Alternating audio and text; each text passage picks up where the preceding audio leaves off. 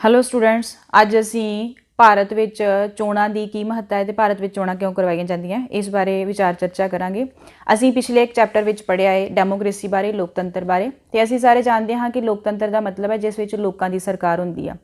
ਤੇ ਲੋਕ ਆਪਣੀ ਸਰਕਾਰ ਚੁਣਦੇ ਆ। ਪਰ ਸਵਾਲ ਇਹ ਪੈਦਾ ਹੁੰਦਾ ਹੈ ਕਿ ਲੋਕਤੰਤਰ ਦੇ ਵਿੱਚ ਜੇਕਰ ਲੋਕਾਂ ਦੀ ਸਰਕਾਰ ਹੁੰਦੀ ਤਾਂ ਉਹ ਸਰਕਾਰ ਜਿਹੜੀ ਉਸ ਨੂੰ ਚੁਣਿਆ ਕਿਸ ਤਰੀਕੇ ਨਾਲ ਜਾਵੇ। ਜੇਕਰ ਲੋਕ ਵਾਕਈ ਸਰਕਾਰ ਆਪਣੀ ਚੁਣਦੇ ਆ ਤਾਂ ਉਹਨੂੰ ਕਿਵੇਂ ਸਰਕਾਰ ਨੂੰ ਚੁਣਨਗੇ ਕਿਵੇਂ, ਆਪਣੇ ਨੁਮਾਇੰਦੇ ਕਰਨ ਦੇ ਲਈ, ਆਪਣੇ ਪ੍ਰਤੀਨਿਧ ਚੁਣਨ ਦੇ ਲਈ ਉਹਨਾਂ ਨੂੰ ਅਧਿਕਾਰ ਹੁੰਦਾ ਹੈ ਲੋਕਾਂ ਨੂੰ ਲੋਕਤੰਤਰ ਦੇ ਵਿੱਚ। ਪਰ ਇਸ ਦੇ ਲਈ ਜ਼ਰੂਰੀ ਹੈ ਕਿ ਕੋਈ ਨਾ ਕੋਈ ਇਹੋ ਜਿਹਾ ਜਿਹੜੀ ਵਿਧੀ ਅਪਣਾਈ ਜਾਵੇ ਜਿਸ ਦੇ ਤਹਿਤ ਉਹ ਆਪਣੇ ਪ੍ਰਤੀਨਿਧ ਚੁਣ ਸਕਣ। ਕੀ ਤੁਸੀਂ ਸੋਚਦੇ ਹੋ ਕਿ ਇਸ ਤਰ੍ਹਾਂ ਦਾ ਕੋਈ ਹੋਰ ਪ੍ਰੋਸੈਸ ਵੀ ਹੋ ਸਕਦਾ ਹੈ? ਇਲੈਕਸ਼ਨਸ ਤੋਂ ਬਿਨਾਂ, ਚੋਣਾਂ ਤੋਂ ਬਿਨਾਂ ਕੋਈ ਇਸ ਤਰ੍ਹਾਂ ਦਾ ਪ੍ਰੋਸੈਸ ਹੋ ਸਕਦਾ ਹੈ ਜਿਸ ਦੇ ਤਹਿਤ ਅਸੀਂ ਆਪਣੇ ਨੁਮਾਇੰਦੇ ਚੁਣ ਸਕਦੇ ਹਾਂ? ਮਤਲਬ ਇਸ ਤਰ੍ਹਾਂ ਦਾ ਪ੍ਰੋਸੈਸ ਕਈ ਵਾਰੀ ਇੰਝ ਦਾ ਹੋ ਸਕਦਾ ਹੈ ਜਿਸ ਵਿੱਚ ਅਸੀਂ ਕਿਸੇ ਪਰਸਨ ਨੂੰ ਉਸ ਦੀ ਐਕਸਪੀਰੀਅੰਸ ਦੇ ਤਹਿਤ, ਉਹਦਾ ਚੰਗਾ ਐਕਸਪੀਰੀਅੰਸ ਹੋਵੇ, ਉਹ ਚੰਗਾ ਨੌਲੇਜ ਵਾਲਾ ਬੰਦਾ ਹੋਵੇ, ਜਾਂ ਉਹਦੀ ਐਜੂਕੇਸ਼ਨ ਚੰਗੀ ਹੋਵੇ, ਜਾਂ ਉਹਦੀ ਏਜ ਜ਼ਿਆਦਾ ਹੋਵੇ, ਜਿਸ ਦੇ ਤਹਿਤ ਅਸੀਂ ਸਮਝਦੇ ਹਾਂ ਕਿ ਉਹ ਜ਼ਿਆਦਾ ਸਿਆਣਾ ਬੰਦਾ ਹੈ, ਤਾਂ ਅਸੀਂ ਉਸ ਨੂੰ ਵੀ ਆਪਣਾ ਪ੍ਰਤੀਨਿਧ ਚੁਣ ਸਕਦੇ ਹਾਂ। ਪਰ ਇਸ ਚੀਜ਼ ਦੀ ਪਰਖ ਕਰਨੀ ਕਿ ਉਹ ਬੰਦਾ ਕਿਹੜਾ ਇਹੋ ਜਿਹਾ ਪਰਸਨ ਹੈ ਜਿਸ ਦੀ ਨੌਲੇਜ ਜ਼ਿਆਦਾ ਹੈ, ਕਿਹੜਾ ਇਹੋ ਜਿਹਾ ਜਿਸ ਦਾ ਐਕਸਪੀਰੀਅੰਸ ਜ਼ਿਆਦਾ ਹੈ, ਇਹ ਚੀਜ਼ ਨੂੰ ਨਿਰਧਾਰਿਤ ਕਰਨਾ ਸਾਡੇ ਲਈ ਮੁਸ਼ਕਿਲ ਹੋ ਜਾਂਦਾ ਹੈ। ਅਤੇ ਇਸ ਤੋਂ ਬਿਨਾਂ ਅਗਲੀ ਗੱਲ ਇਹ ਕਿ ਜੇਕਰ ਇਸ ਆਧਾਰ 'ਤੇ ਅਸੀਂ ਕਿਸੇ ਵਿਅਕਤੀ ਨੂੰ ਆਪਣਾ ਨੁਮਾਇੰਦਾ ਜਾਂ ਪ੍ਰਤੀਨਿਧ ਚੁਣਦੇ ਹਾਂ ਤਾਂ ਸਾਨੂੰ ਇਸ ਚੀਜ਼ ਦੀ ਗਰੰਟੀ ਨਹੀਂ ਰਹਿ ਜਾਂਦੀ ਕਿ ਜਿਸ ਨੂੰ ਅਸੀਂ ਅੱਜ ਚੁਣਿਆ ਹੈ ਉਸ ਨੂੰ ਅਸੀਂ ਕੱਲ੍ਹ ਜੇਕਰ ਉਹ ਤਾਨਾਸ਼ਾਹ ਬਣਦਾ ਹੈ ਜਾਂ ਉਹ ਸਹੀ ਕੰਮ ਨਹੀਂ ਕਰਦਾ ਤਾਂ ਅਸੀਂ ਉਸ ਨੂੰ ਕਿਸ ਪ੍ਰੋਸੈਸ ਜਾਂ ਕਿਸ ਸਿਸਟਮ ਦੇ ਤਹਿਤ ਜਾਂ ਕਿਹੜੀ ਉਹ ਵਿਧੀ ਹੋਊ ਜਿਸ ਦੇ ਤਹਿਤ ਅਸੀਂ ਉਸ ਨੂੰ ਉਹਦੇ ਅਹੁਦੇ ਤੋਂ ਦੂਰ ਕਰ ਸਕਦੇ ਹਾਂ। ਇਸੇ ਵਾਸਤੇ ਇਲੈਕਸ਼ਨਸ ਜਿਹੜੀਆਂ ਹੈ ਉਹਨਾਂ ਨੂੰ ਜ਼ਿਆਦਾ ਜ਼ਰੂਰੀ ਮੰਨਿਆ ਗਿਆ। ਇਲੈਕਸ਼ਨਸ ਦਾ ਮੈਥਡ ਜਿਹੜਾ ਹੈ ਉਹ ਡੈਮੋਕ੍ਰੇਸੀ ਵਿੱਚ ਜ਼ਿਆਦਾ ਵਧੀਆ ਹੈ, ਜਿਸ ਦੇ ਤਹਿਤ ਉਹ ਚੋਣਾਂ ਕਰਵਾਈਆਂ ਜਾਂਦੀਆਂ ਹੈ ਅਤੇ ਚੋਣਾਂ ਦੇ ਵਿੱਚ ਹਰੇਕ ਨਾਗਰਿਕ ਆ ਉਸ ਨੂੰ ਯੂਨੀਵਰਸਲ ਅਡਲਟ ਫਰੈਂਚਾਈਜ਼ੀ ਜਿਹੜੀ ਆ ਉਸ ਦੇ ਤਹਿਤ ਸਾਡੇ ਦੇਸ਼ ਵਿੱਚ 18 ਸਾਲ ਦੀ ਉਮਰ ਤੋਂ ਲੈ ਕੇ ਉਸ ਤੋਂ ਉੱਪਰ ਤੱਕ ਦੀ ਉਮਰ ਵਾਲੇ ਕੈਂਡੀਡੇਟਸ ਨੇ ਉਹ ਆਪਣੇ ਵੋਟ ਦੇ ਅਧਿਕਾਰ ਦੀ ਵਰਤੋਂ ਕਰਦੇ ਆ। ਅਤੇ ਹਰ ਇੱਕ ਵੋਟ ਆ, ਇੱਕ ਵੋਟ ਦਾ ਮੁੱਲ ਬਰਾਬਰ ਹੁੰਦਾ ਹੈ, ਇੱਕੋ ਜਿਹਾ ਮੁੱਲ ਦਿੱਤਾ ਜਾਂਦਾ ਉਸ ਵੋਟ ਨੂੰ। ਅਤੇ ਆਪਣੀ ਵੋਟ ਦੇ ਨਾਲ ਜਿਹੜੇ ਵੀ ਪ੍ਰਤੀਨਿਧ ਕਿਸੇ ਪਾਰਟੀ ਦੇ ਪ੍ਰਤੀਨਿਧ ਸਹੀ ਲੱਗਦੇ ਉਹਨਾਂ ਪ੍ਰਤੀਨਿਧਾਂ ਨੂੰ ਆਪਣੀ ਚੋਣ ਦੇ ਕੇ ਉਹ ਆਪਣੇ ਨੁਮਾਇੰਦੇ ਦੇ ਰੂਪ ਵਿੱਚ ਆਪਣੀ ਵੋਟ ਦੇ ਕੇ ਉਹਨੂੰ ਚੁਣਦੇ ਆ। ਅਗਲਾ ਸਵਾਲ ਸਾਡੇ ਸਾਹਮਣੇ ਇਹ ਆ ਕਿ ਇਲੈਕਸ਼ਨ ਜਿਹੜੀਆਂ ਉਹ ਡੈਮੋਕ੍ਰੇਟਿਕ ਕਿਵੇਂ ਹੋ ਸਕਦੀਆਂ? ਮਤਲਬ ਅਸੀਂ ਇਹ ਤਾਂ ਮੰਨਦੇ ਹਾਂ ਕਿ ਲੋਕਤੰਤਰ ਦੇ ਵਿੱਚ ਇਲੈਕਸ਼ਨਸ ਦਾ ਹੋਣਾ ਜ਼ਰੂਰੀ ਆ, ਚੋਣਾਂ ਦਾ ਹੋਣਾ ਜ਼ਰੂਰੀ ਆ, ਪਰ ਕੀ ਉਹ ਚੋਣਾਂ ਉਹ ਵਾਕਿਆ ਹੀ ਉਹ ਲੋਕਤੰਤਰੀ ਤਰੀਕਿਆਂ ਦੇ ਨਾਲ ਕਰਵਾਈਆਂ ਜਾਂਦੀਆਂ? ਅਸੀਂ ਇਹ ਜਾਣਦੇ ਹਾਂ ਕਿ ਚੋਣਾਂ ਦੇ ਵਿੱਚ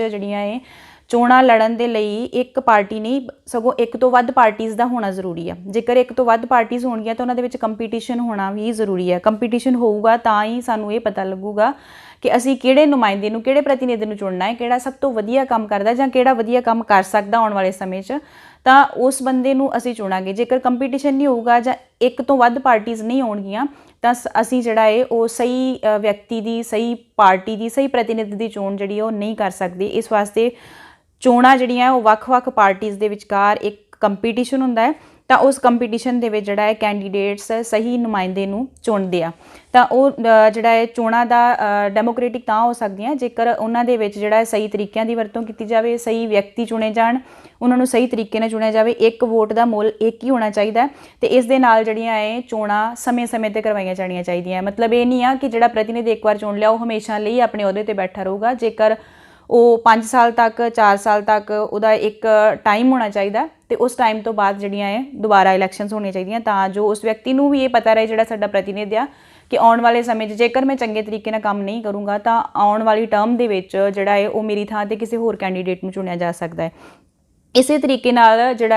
ਉਸੇ ਵਿਅਕਤੀ ਨੂੰ ਹੀ ਪ੍ਰੈਫਰ ਕੀਤਾ ਜਾਣਾ ਚਾਹੀਦਾ ਹੈ ਜਿਹੜਾ ਵਿਅਕਤੀ ਰਿਸਪੋਂਸੀਬਲ ਆ ਅਤੇ ਆਪਣੀਆਂ ਰਿਸਪੋਂਸੀਬਿਲਿਟੀਜ਼ ਨੂੰ ਸਹੀ ਤਰੀਕੇ ਨਾਲ ਨਿਭਾ ਸਕਦਾ ਹੈ। ਅਤੇ ਜਿਹੜੀਆਂ ਵੋਟਾਂ ਨੇ, ਜਿਹੜੀਆਂ ਚੋਣਾਂ ਨੇ ਉਹ ਫ੍ਰੀ ਐਂਡ ਫੇਅਰ ਵੇ ਦੇ ਵਿੱਚ ਕਰਵਾਈਆਂ ਜਾਣੀਆਂ ਚਾਹੀਦੀਆਂ ਨੇ, ਚੰਗੇ ਤਰੀਕੇ ਨਾਲ, ਜਿਸ ਦੇ ਵਿੱਚ ਗਲਤ ਕਿਸੇ ਵੀ ਤਰੀਕੇ ਦੀ ਵਰਤੋਂ ਨਾ ਕੀਤੀ ਜਾਵੇ। ਇਸ ਤਰੀਕੇ ਨਾਲ ਜਿਹੜੀਆਂ ਵੋਟਾਂ ਉਹ ਕਰਵਾਈਆਂ ਜਾਣੀਆਂ ਚਾਹੀਦੀਆਂ ਤਾਂ ਜੋ ਉਹ ਡੈਮੋਕ੍ਰੇਟਿਕ ਵੇ ਉਹ ਇਲੈਕਸ਼ਨਸ ਦੇ ਵਿੱਚ ਉਸ ਨੂੰ ਫੋਲੋ ਕੀਤਾ ਜਾ ਸਕੇ। ਨੈਕਸਟ ਸਵਾਲ ਹੈ ਕਿ is it good to have political competition? ਕਿ ਕੀ ਜਿਹੜਾ ਮਤਲਬ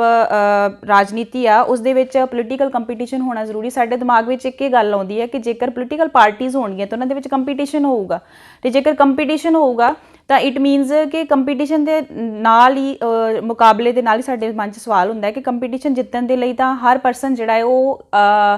ਹੈ ਉਹ ਚੰਗੇ ਤੇ ਮਾੜੇ ਤਰੀਕਿਆਂ ਦੀ ਵਰਤੋਂ ਕਰਦਾ ਹੈ। ਤੇ ਜੇਕਰ ਪੋਲੀਟੀਕਲ ਪਾਰਟੀਜ਼ ਦੇ ਵਿੱਚ ਜਾਂ ਡੈਮੋਕ੍ਰੇਸੀ ਦੇ ਵਿੱਚ ਜਾਂ ਇਲੈਕਸ਼ਨਸ ਦੇ ਦੌਰਾਨ ਇਸ ਤਰ੍ਹਾਂ ਦਾ ਕੰਪੀਟੀਸ਼ਨ ਹੋਊਗਾ ਤਾਂ ਉਹ ਵੀ ਇਸ ਤਰ੍ਹਾਂ ਦੇ ਬੁਰੇ ਤਰੀਕੇ ਦੀ ਵਰਤੋਂ ਕਰ ਸਕਦੇ ਆ। ਤੇ ਓਬਵੀਅਸ ਹੀ ਆ ਕਿ ਕਈ ਵਾਰ ਉਹ ਆਪ ਕੰਪੀਟੀਸ਼ਨ ਜਿੱਤਣ ਦੇ ਲਈ ਬਾਕੀ ਪ੍ਰੋਫੈਸ਼ਨਲਸ ਦੀ ਤਰ੍ਹਾਂ ਜਿਹੜੇ ਪੋਲੀਟੀਕਲ ਲੀਡਰਸ ਨੇ ਉਹਨਾਂ ਦਾ ਵੀ ਇਹੀ ਵਿਚਾਰ ਹੁੰਦਾ ਹੈ ਕਿ ਅਸੀਂ ਵੱਧ ਤੋਂ ਵੱਧ ਵੋਟਾਂ ਪ੍ਰਾਪਤ ਕਰੀਏ, ਅਸੀਂ ਆਪਣੇ ਅਹੁਦੇ ਤੇ ਬਣੇ ਰਹੀਏ, ਸਾਡੇ ਕੋਲ ਪਾਵਰ ਜਿਹੜੀ ਹਮੇਸ਼ਾ ਲਈ ਬਣੀ ਰਹੇ, ਅਸੀਂ ਕੁਰਸੀ ਤੇ ਹਮੇਸ਼ਾ ਲਈ ਬਣੇ ਰਹੀਏ। ਇਸੇ ਵਾਸਤੇ ਉਹ ਇਲੈਕਸ਼ਨਸ ਜਿੱਤਣ ਦੇ ਲਈ ਕਈ ਤਰ੍ਹਾਂ ਦੇ ਤਰੀਕਿਆਂ ਦੀ ਵਰਤੋਂ ਕਰਦੇ ਆ। ਪਰ ਇਹ ਮੁਕਾਬਲਾ ਜਿਹੜਾ ਹੈ ਹੋਣਾ ਜ਼ਰੂਰੀ ਆ। ਜੇਕਰ ਮੁਕਾਬਲਾ ਨਹੀਂ ਹੋਊਗਾ ਤਾਂ ਸਾਡੇ ਵਾਸਤੇ ਇਹ ਔਖਾ ਹੋ ਜਾਊਗਾ ਕਿ ਅਸੀਂ ਜੇਕਰ ਸਾਡੇ ਕੋਲ ਮਤਲਬ ਇੱਕ ਹੀ ਪਾਰਟੀ ਹੋਊਗੀ ਤੇ ਇੱਕ ਪਾਰਟੀ ਵਿੱਚੋਂ ਜਾਂ ਕੁਝ ਕੁ ਪ੍ਰਤੀਨਿਧਾਂ ਵਿੱਚੋਂ ਅਸੀਂ ਇੱਕ ਸਹੀ ਪ੍ਰਤੀਨਿਧ ਨਹੀਂ ਚੁਣ ਸਕਾਂਗੇ। ਜਦੋਂ ਉਹ ਜ਼ਿਆਦਾ ਹੋਣਗੇ ਜਾਂ ਉਹਨਾਂ ਦੇ ਵਿੱਚ ਕੰਪੀਟੀਸ਼ਨ ਹੋਊਗਾ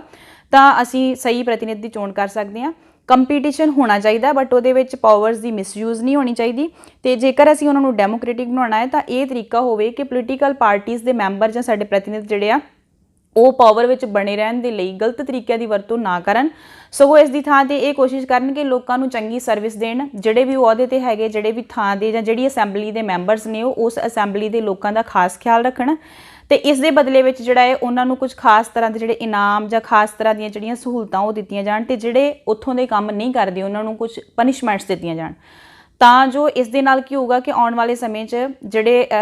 ਸਹੀ ਕੰਮ ਨਹੀਂ ਕਰਦੇ ਉਹਨਾਂ ਨੂੰ ਜਿਹੜਾ ਹੈ ਉਹ ਹਟਾਇਆ ਜਾ ਸਕੇ ਤੇ ਜਿਹੜੇ ਸਹੀ ਕੰਮ ਕੀਆ ਕਰਦੇ ਆ ਉਹਨਾਂ ਨੂੰ ਇਨਾਮ ਦਿੱਤਾ ਜਾਵੇ ਜਾਂ ਉਹਨਾਂ ਨੂੰ ਕੁਝ ਖਾਸ ਤਰ੍ਹਾਂ ਦੀਆਂ ਜਿਹੜੀਆਂ ਇਹ ਉਹ ਵਿਸ਼ੇਸ਼ ਸਹੂਲਤਾਂ ਦਿੱਤੀਆਂ ਜਾਣ ਜਿਸ ਦੇ ਕਰਕੇ ਉਹ ਚੰਗੇ ਕੰਮ ਲੋਕਾਂ ਲਈ ਕਰਨ। ਅਸੀਂ ਇਹ ਜਾਣਦੇ ਕਿ ਜੇ ਇਸ ਤਰੀਕੇ ਨਾਲ ਕੀਤਾ ਜਾਊਗਾ ਕਿ ਕੁਝ ਲੋਕਾਂ ਨੂੰ ਸਜ਼ਾ, ਕੁਝ ਲੋਕਾਂ ਨੂੰ ਜਿਹੜਾ ਹੈ ਵਿਸ਼ੇਸ਼ ਸਹੂਲਤਾਂ ਦਿੱਤੀਆਂ ਜਾਣਗੀਆਂ ਤਾਂ ਉਸ ਦੇ ਨਾਲ ਇਹ ਮਾਰਕੀਟਿੰਗ ਵਾਲਾ ਸਿਸਟਮ ਬਣ ਜਾਊਗਾ। ਮਤਲਬ ਜਿਵੇਂ ਇੱਕ ਸ਼ੌਪਕੀਪਰ ਦੇ ਕੋਲ ਇੱਕ ਕਸਟਮਰ ਜਾਂਦਾ ਹੈ ਤਾਂ ਕਸਟਮਰ ਤੇ ਜੇਕਰ ਉਹ ਗੁੱਡ ਡੀਲ ਨਹੀਂ ਕਰਦਾ, ਗੁੱਡ ਸਰਵਿਸ ਨਹੀਂ ਦਿੰਦਾ ਇੱਕ ਸ਼ੌਪਕੀਪਰ, ਤਾਂ ਕਸਟਮਰ ਨੈਕਸਟ ਟਾਈਮ ਕੀ ਕਰੂਗਾ? ਨੈਕਸਟ ਟਾਈਮ ਨਹੀਂ ਆਊਗਾ, ਮਤਲਬ ਉਹ ਨੈਕਸਟ ਟਾਈਮ ਜਿਹੜਾ ਉਹ ਕਿਸੇ ਹੋਰ ਕੋਲ ਚਲਾ ਜਾਊਗਾ। ਇਸੇ ਤਰੀਕੇ ਨਾਲ ਪਾਰਟੀਜ਼ ਦੇ ਵਿੱਚ ਵੀ ਜੇਕਰ ਇਹ ਜਿਹੜਾ ਸਿਸਟਮ ਅਪਣਾਇਆ ਜਾਵੇ ਕਿ ਜੇਕਰ ਪਾਰਟੀਜ਼ ਪ੍ਰੋਪਰ ਕੰਮ ਨਹੀਂ ਕਰਦੀਆਂ ਤਾਂ ਲੋਕ ਉਹਨਾਂ ਨੂੰ ਇਸ ਤਰੀਕੇ ਨਾਲ ਜਿਹੜਾ ਜ਼ਿੰਮੇਵਾਰ ਬਣਾ ਸਕਦੇ ਆ ਕਿ ਨੈਕਸਟ ਟਾਈਮ ਉਹ ਉਹਨਾਂ ਨੂੰ ਵੋਟ ਨਹੀਂ ਦੇਣਗੇ, ਤਾਂ ਉਸ ਤਰ੍ਹਾਂ ਦੇ ਪ੍ਰਤੀਨਿਧ ਜਿਹੜੇ ਆ ਉਹ ਨੈਕਸਟ ਟਾਈਮ ਚੋਣਾਂ ਵਿੱਚ ਨਹੀਂ ਆਉਣਗੇ ਜਾਂ ਉਹ ਸਾਡੇ ਪ੍ਰਤੀਨਿਧ ਬਣ ਕੇ ਨਹੀਂ ਆਉਣਗੇ। ਉਸ ਤੋਂ ਬਾਅਦ ਹੈਗਾ ਕਿ what is our system of elections, ਕਿ ਸਾਡੇ ਦੇਸ਼ ਦੇ ਵਿੱਚ ਜਿਹੜਾ ਇਲੈਕਸ਼ਨਸ ਦਾ ਸਿਸਟਮ ਕਿਵੇਂ ਅਪਣਾਇਆ ਗਿਆ ਹੈ। ਜਦੋਂ ਵੀ ਸਾਡੇ ਦੇਸ਼ ਦੇ ਵਿੱਚ ਲੋਕ ਸਭਾ ਜਾਂ ਵਿਧਾਨ ਸਭਾ ਦੀਆਂ ਚੋਣਾਂ ਹੁੰਦੀਆਂ ਨੇ ਤਾਂ ਉਸ ਵੇਲੇ ਜਿਹੜਾ ਜੇਕਰ ਲੋਕ ਸਭਾ ਦੀਆਂ ਚੋਣਾਂ ਹੁੰਦੀਆਂ ਤਾਂ ਦੇਸ਼ ਨੂੰ 543 ਜਿਹੜੇ ਪਾਰਟਸ ਨੇ ਉਹਨਾਂ ਵਿੱਚ ਡਿਵਾਈਡ ਕਰ ਲਿਆ ਜਾਂਦਾ ਹੈ। ਤਾਂ ਉੱਥੋਂ ਜਿਹੜੇ ਆ ਮੈਂਬਰ ਖੜੇ ਕੀਤੇ ਜਾਂਦੇ ਆ ਤਾਂ ਉਹਨਾਂ ਨੂੰ ਲੋਕ ਚੁਣਦੇ ਆ। ਫਿਰ ਜਦੋਂ ਉਹ ਸਾਰੇ ਚੁਣੇ ਜਾਂਦੇ, ਮੰਨ ਲਓ ਇੱਕ ਪਾਰਟੀ ਦੇ ਸਾਰੇ ਮੈਂਬਰਸ ਨੇ ਉਹ ਸੀਟਸ ਪ੍ਰਾਪਤ ਕਰ ਲਈਆਂ ਤਾਂ ਉਹ ਜਿਹੜਾ ਪਾਰਟੀ ਆ ਉਹ ਫਿਰ ਜਿੱਤੀ ਮੰਨੀ ਜਾਊਗੀ। ਇਸੇ ਤਰੀਕੇ ਨਾਲ ਅਸੈਂਬਲੀਜ਼ ਦੇ ਵਿੱਚ ਵੀ ਹਰੇਕ ਸਟੇਟ ਦੇ ਵਿੱਚ ਜਿਹੜਾ ਹੈ ਸਟੇਟ ਨੂੰ ਕੁਝ ਹਲਕਿਆਂ ਵਿੱਚ ਵੰਡ ਲਿਆ ਜਾਂਦਾ। ਵਿਧਾਨ ਸਭਾ ਦੀਆਂ ਚੋਣਾਂ ਦੇ ਵਿੱਚ ਕੁਝ ਵਿਧਾਨਕ ਹਲਕਿਆਂ 'ਚ ਵੰਡ ਲਿਆ ਜਾਂਦਾ ਹੈ ਜਿੱਥੋਂ ਲੋਕ ਜਿਹੜਾ ਹੈ ਆਪਣੇ ਪ੍ਰਤੀਨਿਧ ਆ ਉਹਨਾਂ ਨੂੰ ਵੋਟ ਦੇ ਕੇ ਚੁਣਦੇ ਨੇ। ਤੇ ਇਸੇ ਤਰ੍ਹਾਂ ਜਿਹੜਾ ਹੇਠਲੇ ਪੱਧਰ ਜਿਵੇਂ ਪੰਚਾਇਤੀ ਸਿਸਟਮ ਉਹਦੇ ਵਿੱਚ ਵੀ ਪਿੰਡਾਂ ਨੂੰ ਕੁਝ ਜਾਂ ਮਤਲਬ ਕਿ ਜਿਹੜੇ ਬਲਾਕਸ ਨੇ ਉਹਨੂੰ ਕੁਝ ਵਾਰਡਸ ਵਿੱਚ ਵੰਡ ਲਿਆ ਜਾਂਦਾ ਤੇ ਉਹਨਾਂ ਵਾਰਡਸ ਦੇ ਵਿੱਚੋਂ ਆਪਣੇ ਉਹ ਪ੍ਰਤੀਨਿਧ ਜਿਹੜੇ ਆ ਲੋਕ ਚੁਣਦੇ ਨੇ। ਤੇ ਚੋਣ ਜਿਹੜੀ ਆ ਵੋਟ ਜਿਹੜੀ ਉਹ ਦੇਣ ਦਾ ਢੰਗ ਕੀ ਆ, ਮੈਂ ਤੁਹਾਨੂੰ ਪਹਿਲਾਂ ਵੀ ਦੱਸਿਆ ਕਿ ਸਾਡੇ ਦੇਸ਼ ਦੇ ਵਿੱਚ ਜਿਹੜਾ ਹੈ ਉਹ ਯੂਨੀਵਰਸਲ ਅਡਲਟ ਫਰੈਂਚਾਈਜ਼ੀ ਸਿਸਟਮ ਜਿਹੜਾ ਹੈ ਉਸ ਦੇ ਤਹਿਤ ਕੋਈ ਵੀ ਉਹ ਪਰਸਨ ਜਿਹੜਾ 18 ਸਾਲ ਦੀ ਉਮਰ ਦਾ ਹੋ ਗਿਆ he and she can cast his her vote, ਆਪਣੀ ਵੋਟ ਦੇ ਸਕਦਾ ਹੈ। ਤੇ ਇਸੇ ਤਰ੍ਹਾਂ ਵੋਟ ਤੋਂ ਬਾਅਦ ਉਸ ਦੀ ਇੱਕ ਵੋਟ ਦੀ ਵੈਲਿਊ ਵੀ ਇੱਕ ਹੀ ਮੰਨੀ ਜਾਊਗੀ। ਠੀਕ ਹੈ, ਇੱਕ ਵੋਟ ਦਊਗਾ ਤਾਂ ਉਸ ਦੀ ਵੈਲਿਊ ਵੀ ਜਿਹੜੀ ਆ ਇੱਕ ਹੀ ਹੋਊਗੀ। ਤੇ ਰਿਜ਼ਰਵਡ ਕੰਸਟੀਟਿਊਐਂਸੀਜ਼ ਦਾ ਵੀ ਸਾਡੇ ਦੇਸ਼ ਦੇ ਵਿੱਚ ਜਿਹੜਾ ਉਹ ਪ੍ਰਬੰਧ ਕੀਤਾ ਗਿਆ ਹੈ। ਉਸ ਦਾ ਇਹ ਹੈਗਾ ਕਿ ਜਿਹੜੇ ਮਤਲਬ ਕੁਝ ਹੇਠਲੇ ਜਾਂ ਪਿਛੜੇ ਹੋਏ ਵਰਗ ਦੇ ਲੋਕ ਨੇ ਸਾਡੇ ਦੇਸ਼ ਵਿੱਚ, ਸਾਡੇ ਕਨਸਟੀਟਿਊਸ਼ਨ ਦੇ ਵਿੱਚ ਉਸ ਦੇ ਲਈ ਵੀ ਪ੍ਰਬੰਧ ਕੀਤਾ ਗਿਆ ਹੈ ਕਿ ਉਹਨਾਂ ਲੋਕਾਂ ਦੇ ਲਈ ਵੀ ਕੁਝ ਥਾਵਾਂ 'ਤੇ ਅਸੈਂਬਲੀ ਸੀਟਸ ਜਿਹੜੀਆਂ ਜਾਂ ਲੋਕ ਸਭਾ ਦੇ ਵਿੱਚ ਜਿਹੜੀਆਂ ਸੀਟ ਨੇ ਲੋਕ ਸਭਾ 'ਚ ਉਹਨਾਂ ਨੂੰ ਰਿਜ਼ਰਵ ਕੀਤਾ ਗਿਆ ਹੈ ਤਾਂ ਜੋ ਉਹ ਲੋਕ ਵੀ ਜਿਹੜਾ ਹੈ, ਕਿਉਂਕਿ ਉਹਨਾਂ ਵੱਲ ਕੋਈ ਧਿਆਨ ਨਹੀਂ ਦਿੰਦਾ, ਜਦੋਂ ਉਹ ਵੀ ਰਾਜਨੀਤੀ ਵਿੱਚ ਆ ਕੇ ਖੁਦ ਪ੍ਰਤੀਨਿਧ ਬਣ ਜਾਣਗੇ ਤਾਂ ਉਹ ਆਪਣੇ ਜਿਹੜੇ ਪਛੜੇ ਹੋਏ ਵਰਗ ਆ ਉਹਨਾਂ ਦੇ ਹਿੱਤਾਂ ਦੀ ਰਾਖੀ ਕਰ ਸਕਦੇ ਆ, ਉਹਨਾਂ ਦੇ ਇੰਟਰਸਟਸ ਜਿਹੜੇ ਆ ਉਹਨਾਂ ਨੂੰ ਸੇਫ ਰੱਖ ਸਕਦੇ ਆ, ਪ੍ਰੋਟੈਕਟ ਕਰ ਸਕਦੇ ਆ ਜਾਂ ਉਹਨਾਂ ਨੂੰ ਸਹੂਲਤਾਂ ਜਿਹੜੀਆਂ ਉਹਨਾਂ ਨੂੰ ਪ੍ਰੋਵਾਈਡ ਕਰ ਸਕਦੇ। ਇਸ ਵਾਸਤੇ ਉਹ ਵੀ ਰਾਜਨੀਤੀ ਵਿੱਚ ਆ ਕੇ ਕੈਂਡੀਡੇਟ ਬਣ ਕੇ ਆਪਣਾ ਜਿਹੜਾ ਹੈ ਉਹ ਰੋਲ ਅਦਾ ਕਰਦੇ ਆ ਤਾਂ ਜੋ ਆਪਣਾ ਵਿਕਾਸ ਕਰ ਸਕਣ। ਤੇ ਇਹ ਲੋਕ ST SC ਜਾਂ OT ਵਰਗੇ ਜਿਹੜੇ ਮਤਲਬ ਸਾਰੇ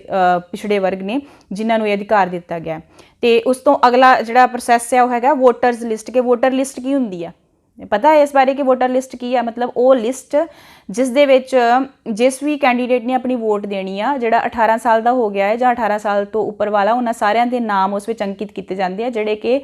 ਕਿਸੇ ਵੀ ਜਿਹੜੀਆਂ ਚੋਣਾਂ ਆਉਣ ਵਾਲੀਆਂ, ਚਾਹੇ ਉਹ ਪੰਚਾਇਤੀ ਚੋਣਾਂ ਨੇ, ਚਾਹੇ ਬਲਾਕ ਸਮਿਤੀ ਦੀਆਂ ਨੇ, ਚਾਹੇ ਉਹ ਲੋਕ ਸਭਾ ਦੀਆਂ ਨੇ, ਚਾਹੇ ਉਹ ਵਿਧਾਨ ਸਭਾ ਦੀਆਂ ਚੋਣਾਂ, ਜਿਨ੍ਹਾਂ ਦਾ ਨਾਮ ਉਸ ਲਿਸਟ ਦੇ ਵਿੱਚ ਦਰਜ ਕੀਤਾ ਗਿਆ ਹੋਊਗਾ,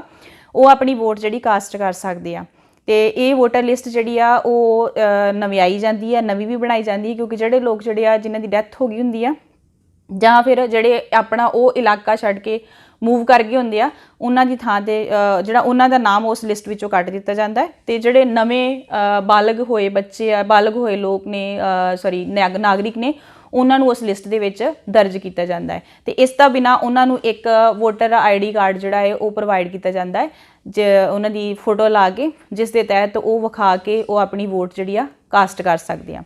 ਤੇ ਉਸ ਤੋਂ ਬਾਅਦ ਨੋਮੀਨੇਸ਼ਨ ਆਫ ਕੈਂਡੀਡੇਟਸ, ਜਿਹੜੇ ਉਮੀਦਵਾਰ ਨੇ ਉਹਨਾਂ ਦੀ ਨੋਮੀਨੇਸ਼ਨ ਹੁੰਦੀ ਆ ਕਿ ਜਿਹੜੇ ਵੀ ਕੈਂਡੀਡੇਟਸ ਸਹੀ ਨੇ, ਕਿਸੇ ਪਾਰਟੀ ਤੋਂ ਚੋਣ ਲੜਨਾ ਚਾਹੁੰਦੇ ਨੇ, ਤਾਂ ਉਹ ਆਪਣਾ ਇੱਕ ਨੋਮੀਨੇਸ਼ਨ ਫਾਰਮ ਭਰਦੇ ਆ। ਕੁਝ ਦਿਨਾਂ ਦਾ ਟਾਈਮ ਉਹਨਾਂ ਨੂੰ ਦਿੱਤਾ ਜਾਂਦਾ ਹੈ ਨੋਮੀਨੇਸ਼ਨ ਫਾਰਮ ਭਰ ਕੇ, ਅਤੇ ਉਹਦੇ ਵਿੱਚ ਨਾਲ ਦੀ ਨਾਲ ਇੱਕ ਥੋੜ੍ਹੇ ਜਿਹੇ ਪੈਸੇ ਗਰੰਟੀ ਦੇ ਤੌਰ 'ਤੇ, ਸਿਕਿਉਰਿਟੀ ਦੇ ਤੌਰ 'ਤੇ ਵੀ ਉਹ ਜਮ੍ਹਾਂ ਕਰਵਾਉਂਦੇ ਨੇ। ਠੀਕ ਹੈ। ਤੇ ਸੁਪਰੀਮ ਕੋਰਟ ਨੇ ਇੱਕ ਨਵਾਂ ਜਿਹੜਾ ਹੈ ਉਹ ਨਵਾਂ ਉਹਨਾਂ ਵਾਸਤੇ ਸਿਸਟਮ ਬਣਾਇਆ ਹੈ। ਕੁਝ ਰਿਕੁਆਇਰਮੈਂਟਸ ਉਹਨਾਂ ਵਾਸਤੇ ਰੱਖੀਆਂ ਜਿਹੜੀਆਂ ਪਹਿਲਾਂ ਬਹੁਤੀਆਂ ਨਹੀਂ ਸੀ, ਮਤਲਬ ਉਹਨਾਂ ਵਿੱਚੋਂ ਕੁਝ ਕੁ ਹੁਣ ਨਵੀਆਂ ਸ਼ਾਮਲ ਕੀਤੀਆਂ ਗਈਆਂ। ਉਹਨਾਂ 'ਤੇ ਜਿਹੜਾ ਕ੍ਰਿਮੀਨਲ ਕੇਸਿਸ ਵਾਲਾ ਤਾਂ ਪਹਿਲਾਂ ਸੀ ਕਿ ਕ੍ਰਿਮੀਨਲ ਕੇਸਿਸ ਦੇ ਵਿੱਚ ਤਹਿਤ ਕੋਈ ਵੀ ਬੰਦਾ ਜਿਹੜਾ ਉਮੀਦਵਾਰ ਜਿਹੜਾ ਹੈ ਉਹ ਨਹੀਂ ਹੋਣਾ ਚਾਹੀਦਾ, ਉਹਦੇ ਉੱਪਰ ਕੋਈ ਕ੍ਰਿਮੀਨਲ ਕੇਸ ਨਾ ਚੱਲਦਾ ਹੋਵੇ। ਇਸ ਤੋਂ ਇਲਾਵਾ ਉਸ ਦੇ ਜਿਹੜੀਆਂ ਅਗਲਾ ਜਿਹੜਾ ਪ੍ਰੋਸੈਸ ਆ ਉਸ ਦੇ ਤਹਿਤ ਉਸ ਲਿਸਟ ਦੇ ਵਿੱਚ ਉਹਨੂੰ ਆਪਣੇ ਜਿੰਨੇ ਵੀ ਐਸੈਟਸ ਨੇ, ਜਿੰਨੀ ਵੀ ਉਹਦੀ ਹੈਗੀ ਆ ਇਨਕਮ ਆ, ਜਾਂ ਜਿੰਨੀ ਵੀ ਉਹਦੀ ਪ੍ਰੋਪਰਟੀ ਆ, ਉਹਦੀ ਲਿਸਟ ਜਿਹੜੀ ਦੱਸਣੀ ਪਊਗੀ ਕਿ ਉਸਦੇ ਕੋਲੋਂ ਸਾਰਾ ਕੁਝ ਕਿੰਨਾ, ਜਾਂ ਉਹਦੀ ਫੈਮਿਲੀ ਕੋਲੋਂ ਸਾਰੀ ਪ੍ਰੋਪਰਟੀ ਜਿਹੜੀ ਆ ਉਹ ਕਿੰਨੀ ਆ। ਅਤੇ ਨਾਲ ਦੀ ਨਾਲ ਉਹਨੂੰ ਆਪਣੀ ਐਜੂਕੇਸ਼ਨ ਦੀ ਇਨਫੋਰਮੇਸ਼ਨ ਵੀ ਜਿਹੜੀ ਆ ਉਹ ਆਪਣੀ ਉਸ ਫਾਰਮ ਦੇ ਵਿੱਚ ਜਿਹੜਾ ਹੈ ਉਸ ਨੂੰ ਦਰਜ ਕਰਨਾ ਪਊਗਾ। ਅਤੇ ਇਸੇ ਤਰ੍ਹਾਂ ਜਿਹੜਾ ਹੈਗਾ ਇਲੈਕਸ਼ਨ ਕੈਂਪੇਨ ਬਾਰੇ ਤੁਸੀਂ ਜਾਣਦੇ ਹੋਵੋਗੇ। ਪਤਾ ਹੈ ਇਲੈਕਸ਼ਨ ਕੈਂਪੇਨ ਕੀ ਹੁੰਦਾ ਹੈ? ਮੁਹਿੰਮ, ਚੋਣ ਮੁਹਿੰਮ। ਮਤਲਬ ਜਦੋਂ ਕੈਂਡੀਡੇਟ ਨੂੰ ਚੁਣ ਲਿਆ ਜਾਂਦਾ ਹੈ, ਕੈਂਡੀਡੇਟ ਦਾ ਨਾਮ ਕੈਂਡੀਡੇਟ ਨੂੰ ਜਦੋਂ ਰੱਖ ਲਿਆ ਜਾਂਦਾ, ਉਹਦਾ ਨਾਮ ਲਿਸਟ ਵਿੱਚ ਆ ਜਾਂਦਾ ਹੈ, ਅਤੇ ਚੋਣਾਂ ਦੇ ਵਿੱਚ ਕੁਝ ਮਤਲਬ ਹਫ਼ਤਿਆਂ ਦਾ ਟਾਈਮ, 2 ਹਫ਼ਤਿਆਂ ਦਾ ਟਾਈਮ ਰਹਿ ਜਾਂਦਾ, ਤਾਂ ਉਸ ਵੇਲੇ ਉਹਨਾਂ ਕੈਂਡੀਡੇਟਸ ਨੂੰ ਇਲੈਕਸ਼ਨ ਕਮਿਸ਼ਨ ਵੱਲੋਂ ਪਰਮਿਸ਼ਨ ਮਿਲ ਜਾਂਦੀ ਹੈ ਕਿ ਉਹ ਆਪਣੇ ਵੋਟਰਸ ਨੂੰ ਆਪਣੇ ਵੱਲ ਕਰਨ ਦੇ ਲਈ, ਜਾਂ ਉਹਨਾਂ ਵੋਟਰਸ ਨੂੰ ਆਪਣੀਆਂ ਨੀਤੀਆਂ ਦੱਸ ਕੇ ਜੇਕਰ ਉਹ ਚਾਹੁੰਦੇ ਆ ਤਾਂ ਆਪਣੇ ਹੱਕ ਵਿੱਚ ਮੁਹਿੰਮ ਕਰ ਸਕਦੇ ਆ। ਤਾਂ ਉਸ ਮੁਹਿੰਮ ਦੇ ਲਈ ਉਹ ਮਤਲਬ ਅਲੱਗ-ਅਲੱਗ ਤਰ੍ਹਾਂ ਦੇ ਨਾਲ ਆਪਣੇ ਵਹੀਕਲਸ 'ਤੇ ਜਾਂ ਹੋਰ ਕਨਵੀਨਸਸ ਜਿਹੜੇ ਉਹਨਾਂ ਕੋਲ ਉਹ ਲੈ ਕੇ ਲੋਕਾਂ ਦੇ ਨਾਲ ਜਿਹੜਾ ਕੰਟੈਕਟ ਕਰਦੇ ਆ, ਲੋਕਾਂ ਨੂੰ ਮਿਲਦੇ ਆ, ਆਪਣੇ ਇਲੈਕਸ਼ਨਸ ਬਾਰੇ ਦੱਸਦੇ ਆ, ਆਪਣੇ ਇਲੈਕਸ਼ਨ ਮੈਨੀਫੈਸਟੋ ਬਾਰੇ ਦੱਸਦੇ ਆ, ਆਪਣੇ ਕਈ ਤਰ੍ਹਾਂ ਦੇ ਨਾਅਰਿਆਂ ਦੀ ਵਰਤੋਂ ਕਰਦੇ, ਜਿਵੇਂ ਗਰੀਬੀ ਹਟਾਓ, ਜਾਂ ਜਿਹੜਾ ਇਹ ਉਹ ਪੰਥ ਖਤਰੇ ਵਿੱਚ ਹੈ, ਜਾਂ ਮਤਲਬ ਜਿਹੜਾ ਇਹ ਉਹ ਆਟਾ ਦਾਲ ਸਕੀਮ, ਇਸ ਤਰ੍ਹਾਂ ਦੇ ਸਲੋਗਨਸ ਜਿਹੜੇ ਉਹਨਾਂ ਦੇ ਨਾਲ ਲੋਕਾਂ ਨੂੰ ਆਪਣੇ ਵੱਲ ਖਿੱਚਣ ਦੀ ਕੋਸ਼ਿਸ਼ ਕਰਦੇ ਆ, ਅਤੇ ਲੋਕਾਂ ਦੇ ਨਾਲ ਕੰਟੈਕਟ ਕਰਕੇ ਤਾਂ ਉਹਨਾਂ ਨੂੰ ਆਪਣੀਆਂ ਜਿਹੜੀਆਂ ਚੋਣਾਂ ਨਾਲ ਜਾਂ ਆਪਣੀ ਪਾਰਟੀ ਦੀਆਂ ਜੋ ਵੀ ਨੀਤੀਆਂ ਹੈ ਉਹਨਾਂ ਤੋਂ ਜਾਣੂ ਕਰਵਾਉਂਦੀ ਆ, ਤਾਂ ਜੋ ਵੋਟਰਸ ਜਿਹੜੇ ਆ ਉਹਨਾਂ ਨੂੰ ਵੋਟ ਦੇ ਸਕਣ। ਅਸੀਂ ਸਾਰੇ ਜਾਣਦੇ ਕਿ ਇਸ ਇਲੈਕਸ਼ਨ ਕੈਂਪੇਨ ਦੇ ਵਿੱਚ ਕਈ ਵਾਰ ਜਿਹੜਾ ਵੈਸੇ ਤਾਂ ਇਹ ਸਹੀ ਤਰੀਕੇ ਨੇ, ਪਰ ਇਸ ਤੋਂ ਬਿਨਾਂ ਜਿਹੜੇ ਉਹ ਕਈ ਵਾਰ ਕੁਝ ਗਲਤ ਤਰੀਕਿਆਂ ਦੀ ਵਰਤੋਂ ਕਰਦੇ ਆ, ਜਿਵੇਂ ਉਹ ਆਪਣੀ ਪੈਸੇ ਦੀ ਪਾਵਰ ਦੇ ਤਹਿਤ ਲੋਕਾਂ ਦੀ ਵੋਟ ਖਰੀਦਣ ਦੀ ਕੋਸ਼ਿਸ਼ ਕਰਦੇ ਆ, ਅਤੇ ਇਸ ਤੋਂ ਬਿਨਾਂ ਹੋਰ ਵੀ ਕਈ ਗਲਤ ਤਰੀਕਿਆਂ ਦੀ ਵਰਤੋਂ ਕਰਕੇ ਉਹਨਾਂ ਨੂੰ ਆਪਣੇ ਵੱਲ ਖਿੱਚਣ ਦੀ ਕੋਸ਼ਿਸ਼ ਕਰਦੇ ਆ, ਜਿਹੜੇ ਕਿ ਗਲਤ ਤਰੀਕੇ ਨੇ। ਤਾਂ ਇਹਨਾਂ ਦੀ ਵਰਤੋਂ ਜਿਹੜੀ ਆ ਉਹ ਇਲੈਕਸ਼ਨ ਕੈਂਪੇਨ ਦੇ ਵਿੱਚ ਨਹੀਂ ਹੋਣੀ ਚਾਹੀਦੀ। ਅਤੇ ਉਸ ਤੋਂ ਅਗਲਾ ਜਿਹੜਾ ਪ੍ਰੋਸੈਸ ਆ ਉਹ ਹੈਗਾ ਪੋਲਿੰਗ। ਕੀ ਹੁੰਦੀ? Polling and counting of votes. Polling ਦੇ ਤਹਿਤ ਜਿਸ ਦਿਨ ਮਤਲਬ ਪੋਲਿੰਗ ਡੇ ਜਿਹੜਾ ਹੈ, ਜਿਸ ਦਿਨ ਵੋਟ ਕਾਸਟ ਕੀਤੀ ਜਾਣੀ ਹੁੰਦੀ ਆ, ਇਲੈਕਸ਼ਨ ਡੇ ਜਿਹੜਾ ਉਹ ਮਿਥਿਆ ਜਾਂਦਾ ਹੈ, ਅਤੇ ਉਸ ਦੇ ਤਹਿਤ ਇੱਕ ਪੋਲਿੰਗ ਬੂਥ ਬਣਦਾ ਹੈ। ਅਤੇ ਪੋਲਿੰਗ ਬੂਥ ਜਿਹੜੇ ਆ ਉਹ ਲੋਕਲ ਏਰੀਆਜ਼ ਦੇ ਜਿਹੜੇ ਸਕੂਲਸ ਨੇ ਜਾਂ ਜਿਹੜੀਆਂ ਵੀ ਹੋਰ ਮਤਲਬ ਪਬਲਿਕ ਬਿਲਡਿੰਗਸ ਨੇ ਉਹਨਾਂ ਦੇ ਵਿੱਚ ਉਹ ਪੋਲਿੰਗ ਬੂਥ ਬਣਾਇਆ ਜਾਂਦਾ, ਸਪੈਸ਼ਲੀ ਸਕੂਲਸ ਦੇ ਵਿੱਚ ਹੀ ਬਣਾਇਆ ਜਾਂਦਾ ਹੈ।